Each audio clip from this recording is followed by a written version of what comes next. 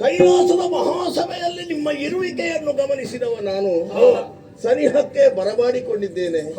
ಕಾರಣಗಳು ನಾರದರಾಡಿದ ಅಷ್ಟೂ ಮಾತುಗಳನ್ನು ತಾವೆಲ್ಲ ಕೇಳಿಸಿಕೊಂಡವರು. ಹೀಗಿರುವಾಗ ನಾನು ಕೇಳುವಂತಹ ಪ್ರಶ್ನೆಗಳಿಗೆ ಮರ್ಮವರಿತು ಉತ್ತರವನ್ನು ಕೊಡತಕ್ಕದ್ದು.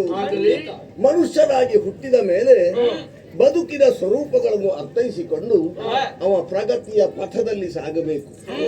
ಇಹದಲ್ಲಿ ಅಲ್ಲ, ಪರದಲ್ಲಿ ಪರಮ ಸುಖವನ್ನು ಕಳೆಯುವಲ್ಲಿ ಅವ ಮುಂದುವರಿಯಬೇಕು.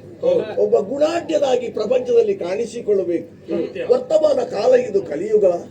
ಮನುಷ್ಯನ ಬದುಕಿನ ಬಗ್ಗೆ ನಾವು ಗಮನವನ್ನು ಹರಿಸಿದರೆ ಧರ್ಮವನ್ನು ಸತ್ಯವನ್ನು ತೊರೆದು ಬದುಕುತ್ತಾ ಇದ್ದಾನೆ. ಕಾರಣಗಳು ಏನಿರಬಹುದು? ಕರ್ಮವೋ ಅಲ್ಲ ಉದ್ದೇಶವೋ? ಇದನ್ನು ಪ್ರತ್ಯೇಕವಾಗಿ ನಾವು ವಿಂಗಡಿಸುವಂತ ಅಗತ್ಯ ಬರುವುದಿಲ್ಲ. ಯಾಕೆ? ಕರ್ಮದಿಂದಲೇ ಉದ್ದೇಶ ಅನ್ನುವುದು ಈಡೇರಲ್ಪಡುವುದು.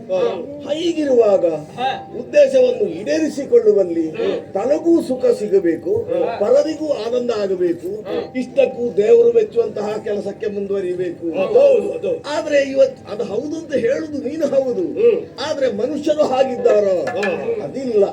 ಅಧರ್ಮದ ಪಥದಲ್ಲಿ ಸಾಗುತ್ತಿದ್ದಾರೆ. ಅನ್ಯಾಯ ಅನಾಚಾರ ಎದ್ದು ಕಾಣುತ್ತದೆ. ಸ್ವಾರ್ಥದ ಸುಳಿವಿನಲ್ಲಿ ಸಿಕ್ಕಿದ್ದಾರೆ. ಹಾಗಾದ್ರೆ ಯಾಕೆ ಹೀಗೆ ಮಾಡ್ತಾರೆ? ನಮಗೆ ಪ್ರಶ್ನೆ ಹುಟ್ಟಿಕೊಳ್ಳೋದು.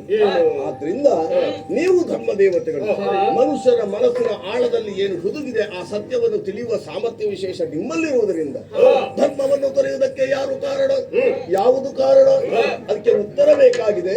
ಉತ್ತರಿಸುವಲ್ಲಿ ಮೊದಲಿಗರಾಗಿ ಯಾರು ಕಂಡು ಬರ್ತೀವಿ? ನಾನೇ ಇದ್ದೇನೆ ಭಗವಂತ.